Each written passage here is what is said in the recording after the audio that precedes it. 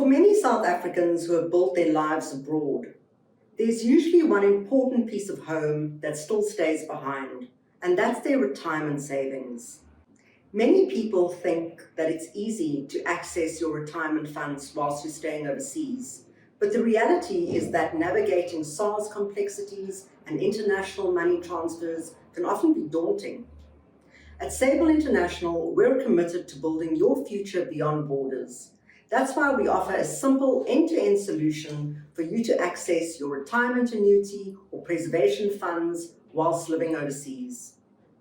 Joining me today is our Director of our Forex SA division, Tim Powell. Tim, many South Africans think that accessing the retirement funds whilst they're living overseas is easy.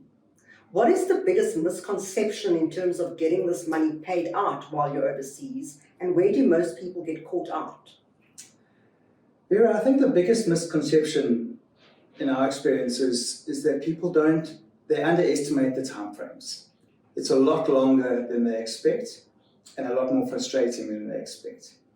In terms of where people get caught out, I would say the biggest one is SARS. I think when people think they've left South Africa, they think they've left SARS, which is not the case. To access your RA, you need to be compliant with SARS and everything needs to be up to date.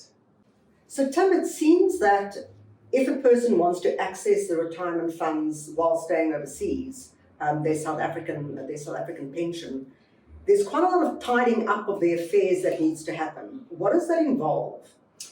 So it's all largely around SARS.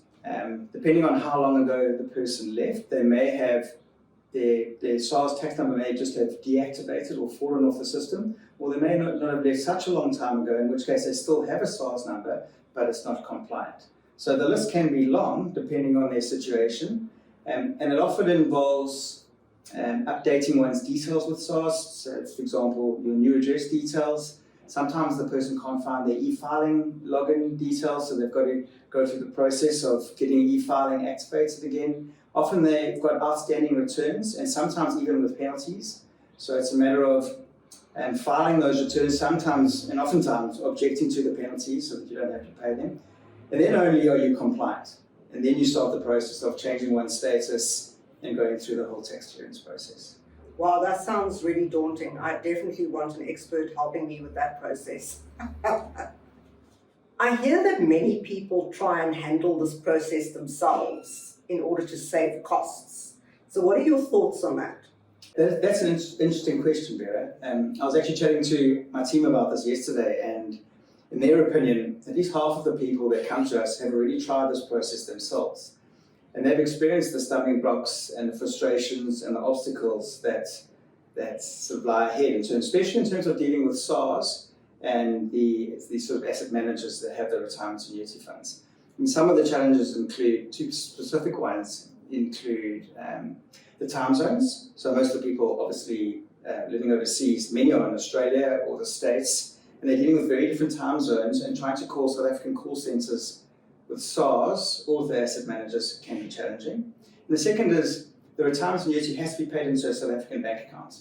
And depending on how long ago they left, often their bank account's closed and they don't have a bank account. So that's one of the services that we offer as well.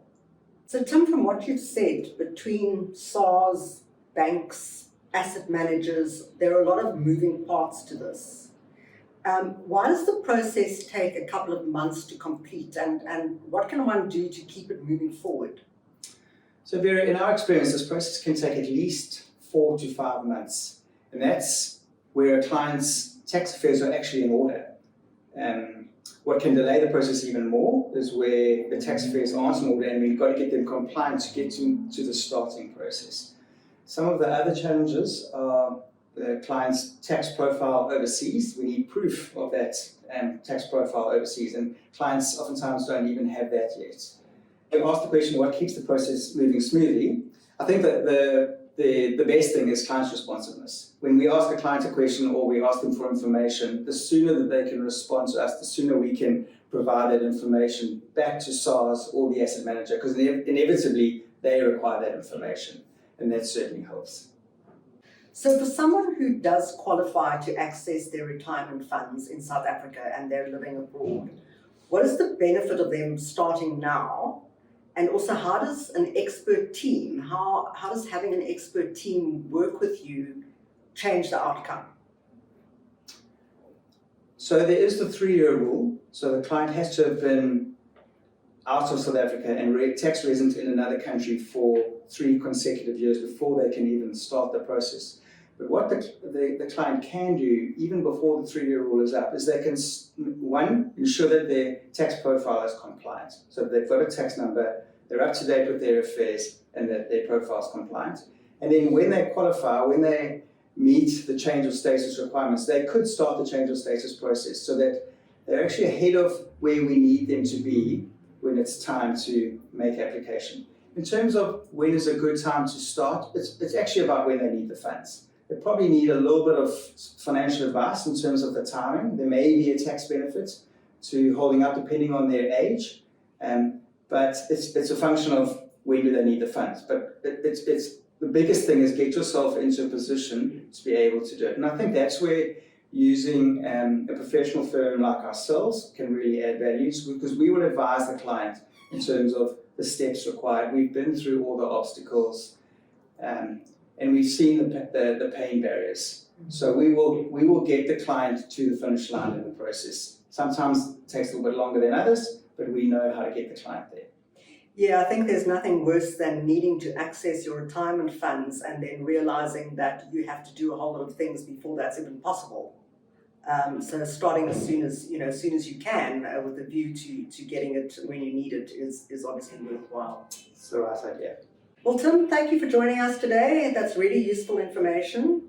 And if you want to find out how to access your South African preservation fund or retirement annuity while you're staying overseas, please check out the contact details at the end of this video and get in touch.